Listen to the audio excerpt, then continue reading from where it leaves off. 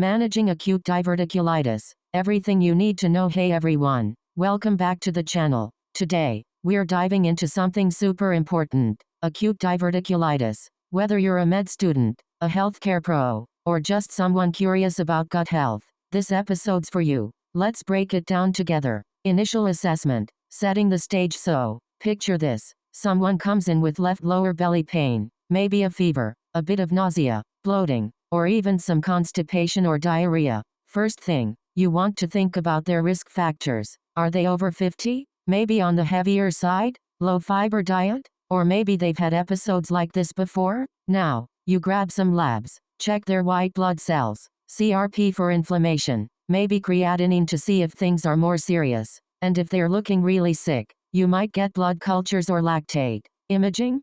CT scan with IV contrast is your gold standard. That'll show you what's going on and how severe things are. Think about the Hinchey classification, from mild inflammation to full-blown perforation, breaking down severity and management. Alright, so what next? It all depends on how bad it is. On complicated diverticulitis, Hinchey 0IA, these are your mild cases. If the patient can eat and isn't too sick, you can often manage them at home. Antibiotics? That's actually up for debate. Recent guidelines say you don't always need them unless there's fever or a high white cell count. If you do use them, something like ciprofloxacin with metronidazole or amoxicillin clavulanate for about a week. Liquid diet at first, then slowly back to low fiber. And don't forget pain control. Just skip the NSAIDs. Oh, and plan for a follow-up colonoscopy once things settle down, especially if they haven't had one recently. Complicated diverticulitis, Hinchey IBV. This is where things get more serious. Think abscesses, perforation, peritonitis. These patients are going to the hospital. NPO, nothing by mouth.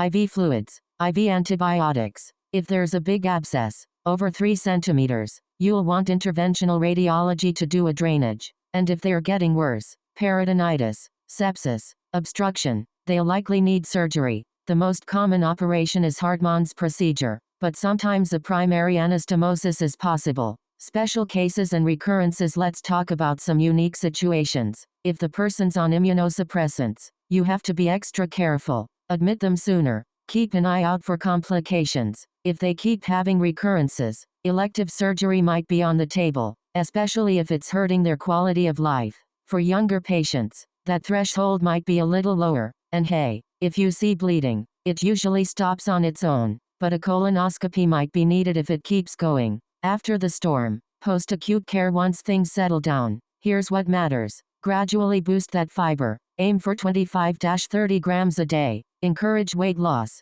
Quit smoking. And get regular exercise. Probiotics? The data's not strong, but some people try them. And for those with repeated mild episodes, focus more on lifestyle changes than antibiotics. Elective surgery. When and how? So, when does surgery make sense? If there are ongoing problems, multiple episodes, fistulas, or strictures causing blockage, it's time to talk options. Usually, a laparoscopic sigmoid colectomy is preferred for elective cases, and some centers are exploring robotic approaches. Quick recap from the guidelines. Skip antibiotics for mild, straightforward cases. Home management works for most uncomplicated situations. Surgery is for the tough cases, complications or lots of recurrences. And that's the scoop. Managing acute diverticulitis is about tailoring the plan to the patient's needs. Most folks bounce back with conservative treatment, but it's all about spotting those serious complications early and looping in the right specialists. If you found this helpful, don't forget to like,